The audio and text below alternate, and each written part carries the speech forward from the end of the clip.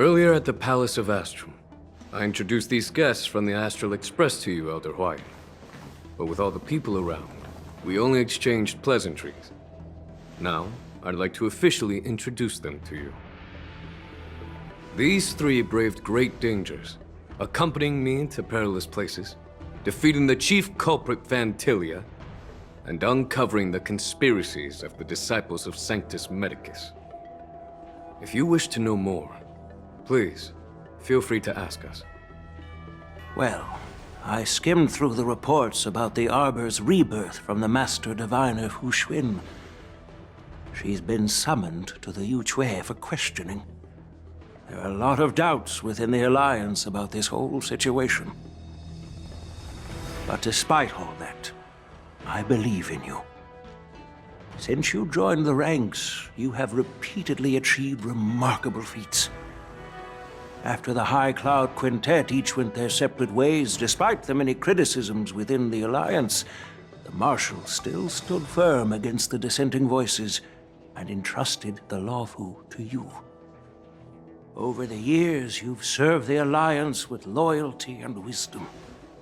You've taken down abominations in Thalassa, rescued the Xianzhou Yuchue from a siege, and destroyed the demonic planet summoned by the denizens of abundance.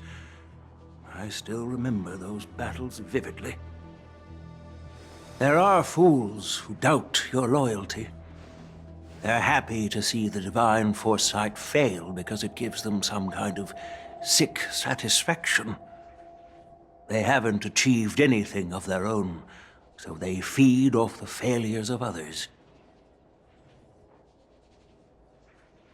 But I've seen enough failures in my time, and I want to believe that your loyalty has never wavered. So, General Fei Xiao of the Yaoqing is the only one investigating the Ambrosial Arbor crisis on behalf of the Alliance? No. I am too. This old man's words always catch me off guard. The Marshal ordered me to come to the Xianzhou Lawfu, but the document only says, attend the war dance and listen to Fei Xiao's questioning.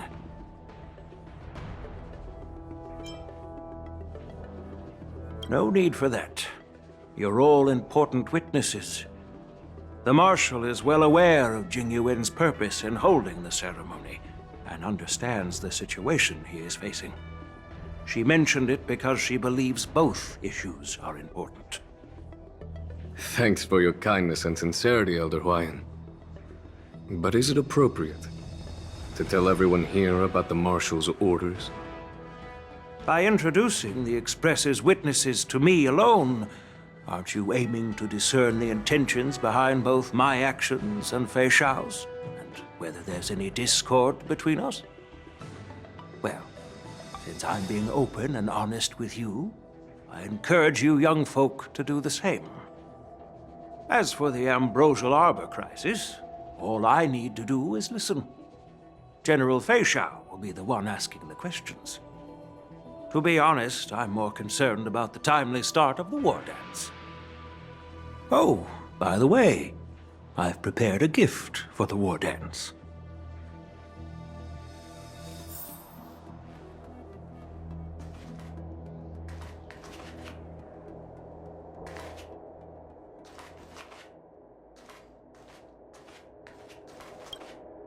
Yes, it's this case right here.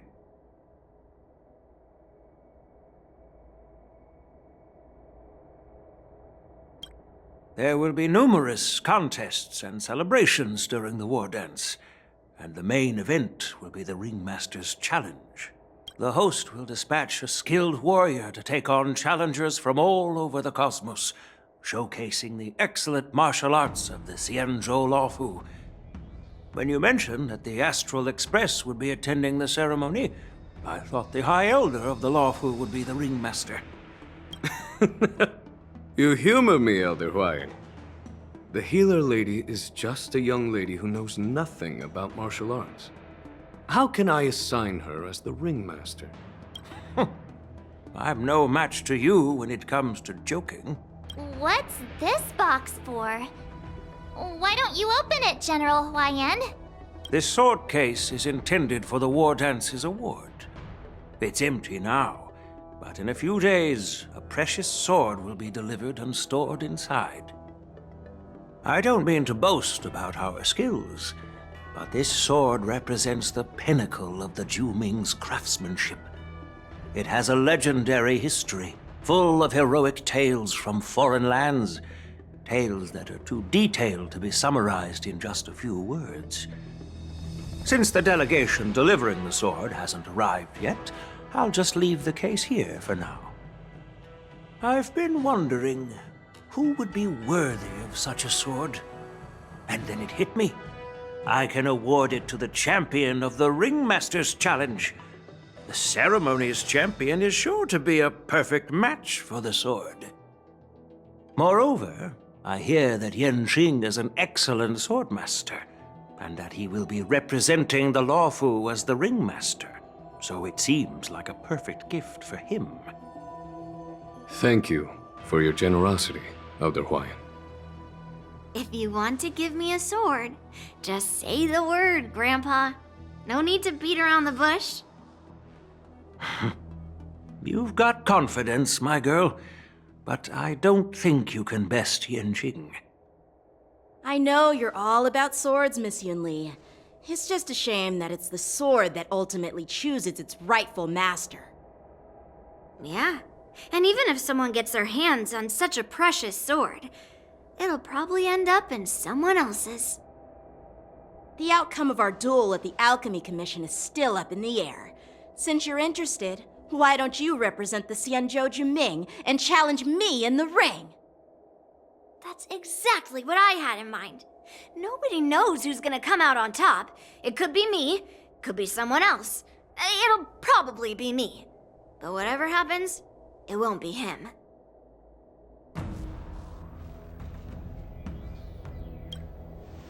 Not to be rude or anything. We've been watching their drama. I'm dying to find out who beats who. Quiet down. We have other guests here. I've prepared this sword to add some excitement to the ceremony, not to have you two squabble. It's not a good look for the Alliance. While you both seem confident that you'll win, you need to remember there can only be one winner and one loser in the ring, which could lead to hard feelings. Actually, I have an idea. We don't know who the winner will be, and it might not be either of you. But if you're eyeing that prize, you'll need to work together. I want you to take on an apprentice who will take part in the war dance and win at least one match. How does that make sense?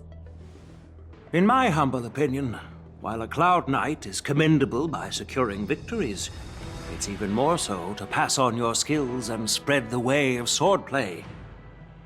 I'd be greatly pleased if this apprentice could represent the Express in the war dance by displaying their Cloud Knight flair and prowess.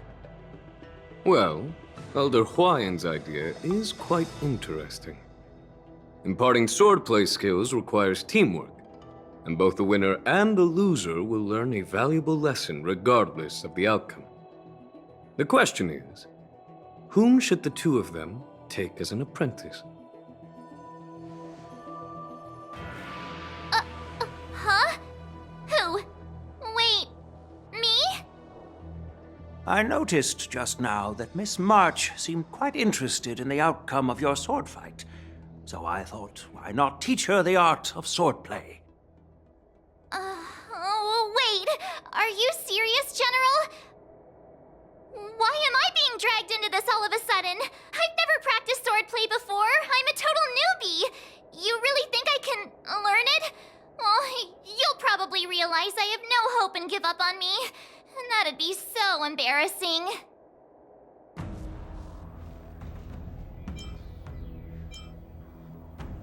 Isn't this a perfect chance for you? I remember you mentioning that you wanted to learn some sword moves. Yeah, I did say that. But this is all happening so quickly, don't you think? Miss March is like a piece of jade in the rough, just waiting to be shaped. The war dance is the perfect opportunity to see what heights she can reach. I appreciate your kind words, General YN. But won't teaching me swordplay be a waste of Yanqing and Yunli's time? They should be preparing for the ceremony. Plus, I heard that each swordmaster has their own special moves. What if they let something slip while teaching me?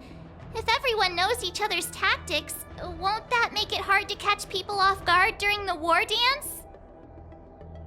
That's considerate of you, March 7th. But don't worry. It'll take you at least a decade of hard training before you can even start learning special moves. No need to freak out. A few Juming swordplay tricks will mean you'll be more than equipped. Really? Looks like March's curiosity has been piqued. The whole point is to know each other's moves. Defeating your opponent in just one move? How boring would that be? Plus, what really decides a swordsman's fate isn't some special move. It's the solid fundamentals. So Miss Yunli has already agreed. What do you say, Yanqing? General, I haven't graduated yet. How can I be qualified to teach swordplay to others? So you're admitting your defeat, huh? If you're not even confident to teach, why don't you let me be the ringmaster instead? Yanqing, teaching an apprentice is also a way of honing your own skills and gaining insights. You've been an apprentice for years. It's about time you looked at swordplay from another perspective. I see, General. Then count me in. Now that Yanqing has agreed too, it all comes down to Miss March giving her nod. It's up to you to make the final decision, March.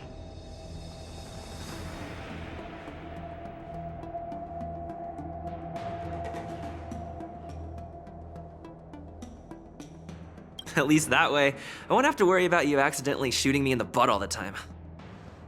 Hey, I've never missed my target.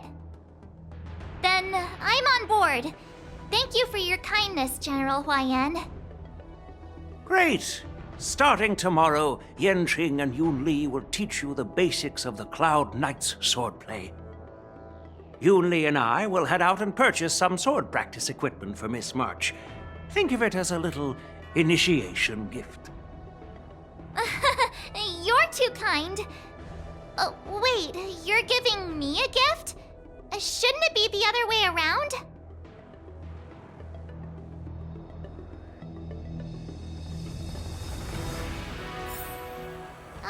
General YN's gone. Wait, why does something feel off about what we talked about?